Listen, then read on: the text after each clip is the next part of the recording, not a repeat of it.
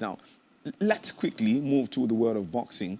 Now, owing to what's happening between Ukraine and Russia, there's been a whole lot of talk about where the Oleksandr Usyk and, of course, AJ, whether or not that fight to take place. But now we understand Eddie Hearn, the promoter for Anthony Joshua, has come out to say, despite what's happening in Ukraine, the fight built for later this year is not in doubt. We also saw in pictures, blinded, and in videos, Oleksandr Usyk, Lomachenko, and of course the Klitschko brothers taking up arms. And, you know, the statements from Vladimir Klitschko is what struck me. He said, you know, I'm a Ukrainian and I am a fighter. So beyond fighting in the ring, it's a different kind of fight they're taking up now. They're fighting for their territorial integrity. They're fighting for their people, fighting for their nation. And of course, we're talking about those brothers teaming up together alongside Oleksandr Usyk, the likes of Lomachenko, putting their belt on the line and fighting for the nation. Well, Brad James, it's been a story of different angles for me. The situation in Ukraine and Russia's invasion has been such a story. It has many angles to it, but from a sporting perspective, we'll have to look at it from different angles. And talking about boxers coming in and talking about fighting for the nation, it reminds me of the situation in the 1970s when the U.S. were fighting Vietnam and U.S. Suspended Muhammad Ali, told Muhammad Ali to go join the armed forces to fight Vietnam, which Muhammad Ali resisted. At that time, it was a call against a minority group that Muhammad Ali resisted. And now it's all about defending your country. You look at the Vladimir Klitschko, he's a fighter, he said, and he's looking forward to fighting for his country. I know fighting in the ring is a different ballgame from fighting in a battlefield, but a fighter, it's always a fighter, one way or the other, trying to defend his country. We're just hoping that the issues in Russia and Ukraine will get to a point of negotiation and the fight and the war ends as soon as possible. Sadly, this is happening to the world and is affecting all sporting activities, name it, from boxing to football, whatever the situation. But looking at the fight between Anthony Joshua and Usyk, it's a fight. I do not think the situation in Ukraine can affect it. Most likely exceptional of the fact that we were to keep the fight in Ukraine. But I think the fight is supposed to take place in the Middle East or probably in the UK. Who knows where the venue would be.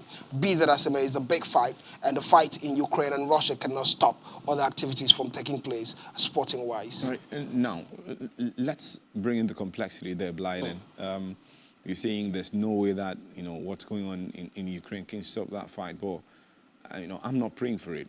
No one is praying for it. But let's look at this now. You know, a circumstance or a situation which could lead to that fight being, you know, postponed or at least cancelled for the time being.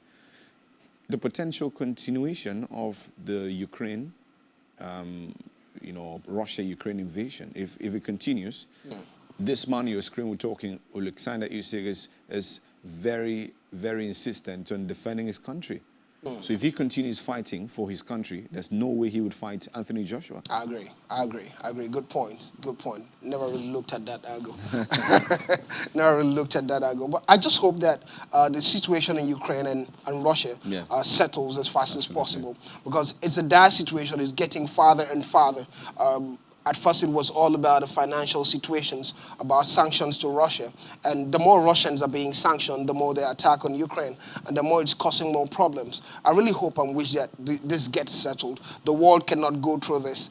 We need to see boxing matches and matchups coming up with the likes of Usyk fighting Anthony Joshua. We have to see the likes of Vladimir Klitschko coming out, being that supportive, talking about sports and boxing. We want the energy of boxing to be around, and we want lives to be served. We want people to have good lives, and that has been the situation. And the business around the world, around the sporting activities to continue. That's what we're looking for. Sadly, the situation is happening this way in Ukraine, and sadly so bad. And it might have a ripple effect on all sporting activities in months to come and weeks to come. We really hope for a change, and that's what I'm hoping for. Yeah, we're hoping that Russia would put down their arms and Ukraine would do the same.